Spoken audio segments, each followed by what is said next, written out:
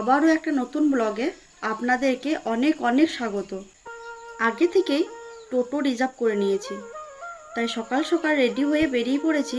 পুরীর আশেপাশে যে সমস্ত মন্দিরগুলো আছে সেইগুলো দেখব, আর কিছু কিছু আপনাদের সাথেও শেয়ার করব। পুরো ভিডিওটি দেখতে থাকুন, আশা করি আপনাদের খুব খুব ভালো লাগবে। প্রথমেই চলে এসেছি আমরা ওঙ্কারেশ্বর মন্দির। ওঙ্কারেশ্বর মন্দিরের জায়গাটা বেশ সুন্দর, পরিবেশটা খুব সুন্দর। চলুন একটু একটু ঘুরে ঘুরে দেখানো যাক।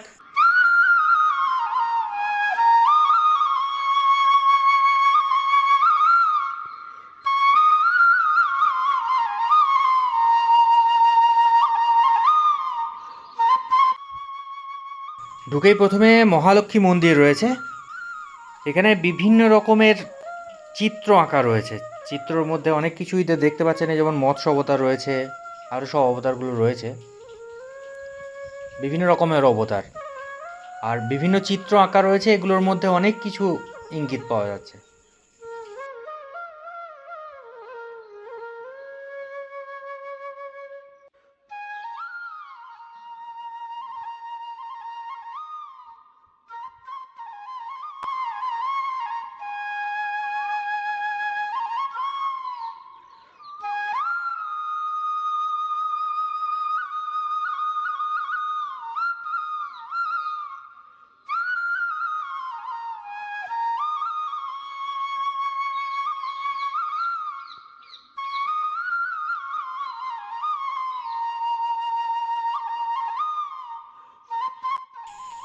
ওমকারেশ্বর মন্দির থেকে বেরিয়ে আমরা রওনা দিলাম জগন্নাথের মাসির বাড়ির উদ্দেশ্যে।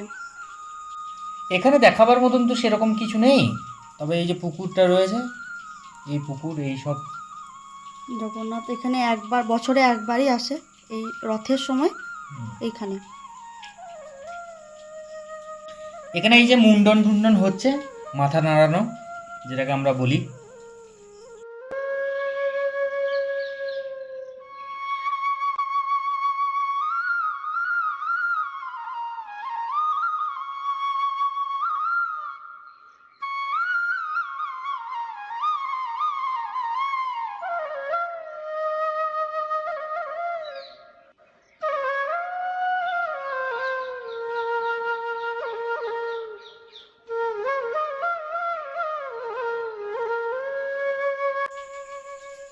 এবার আমরা সোনার গৌরাঙ্গ মন্দিরে চলে এসেছি। তো এইখানটা কিছু দেখানো যাবে না, কারণ এখানে মোবাইল নিয়ে প্রবেশ নিষেধ, এই যে লেখাই আছে। তা এইখানটা থেকে বেরিয়ে আমরা এলাম সুভদ্রার মন্দিরে। এখানে কিছু ভিড় নেই, এদিকে সেরকম কেউ আসে না। এখানে লোক আসে না বললেই হয়, খুবই কম, একজন দুজন করে আসছে।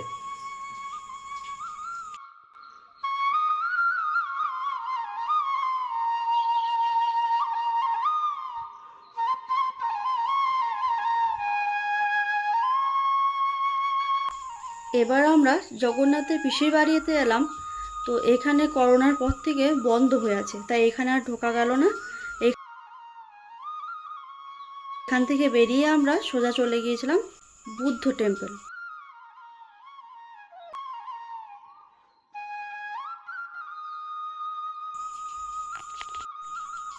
এই বুদ্ধ টেম্পলে এই যে শিল্পীদের হাতের কাজগুলো দেখুন, কতটা নিখুঁতভাবে কাজ করছে এরা।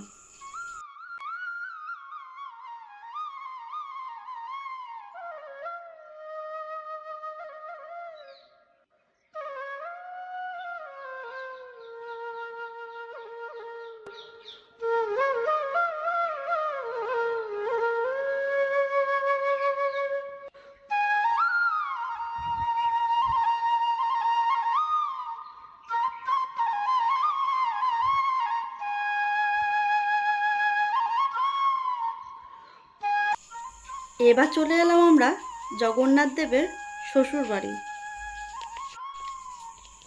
এখানে কীর্তন হচ্ছিল আমরা যখন এসেছিলাম, সকাল দিক তো।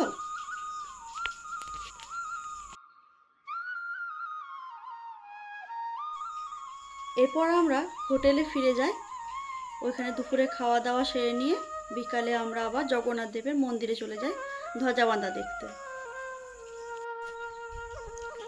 তো ধ্বজা বাঁধার ইতিহাস তো সবাই জানেন, সেরকম আর কি বলবো আমি নতুন করে। প্রত্যেক দিন এখানে ধ্বজা বাঁধা হয়। এই ধ্বজাগুলো ওখানে নিয়ে এসে জগন্নাথ দেবের মন্দিরও ওইখানেই বিক্রি হয় আর কি। তো নিয়ে আসে যার যার বিশ্বাস আর কি। তো এখানে নিয়ে এসে অনেকজন কেনে, তাদের শরীর খারাপ কারোর বা কোনো কিছু রোগ যাই হোক, এগুলোতে ভালো হয়। আর আমার সব থেকে অবাক লাগলো, কোনো কিছু ছাড়াই ওপরে এত সুন্দরভাবে উঠে গেল আর এত সুন্দরভাবে বাঁধা হলো, তারপরে আরতি, দারুণ লাগলো আমার। জানি না আপনারা ভিডিওতে বুঝতে পারছেন কি না, কিন্তু অনেকটা উঁচুতে উঠেছে। দেখুন একদম ছোট্ট মতন লাগছে, বুঝতেই পারা যাচ্ছে না। আমরা ফোন থেকে ভিডিওটা করছি তো, তাই এতটা বুঝতে পারা যাচ্ছে না। যাদের ক্যামেরাতে করবে তারা বুঝতে পারা যাবে ভালো। তবে যেটুকু দেখলাম আর কি, খুব আনন্দ লাগলো মনে, নিজের খুবই ভালো লাগলো। আজ তবে এই পর্যন্তই থাক। এই ভিডিওটা অনেকটা বড় হয়ে যাওয়ার কারণে সমস্ত মন্দিরগুলো দেখাতে পারলাম না। তাই পরের ভিডিওতে গুপ্ত বৃন্দাবন তো থাকবে, তার সাথেও আরও কিছু মন্দির আপনাদের সাথে শেয়ার করব। সুস্থ থাকবেন, ভালো থাকবেন আর আমাদের পাশে থাকবেন। সকলকে ধন্যবাদ।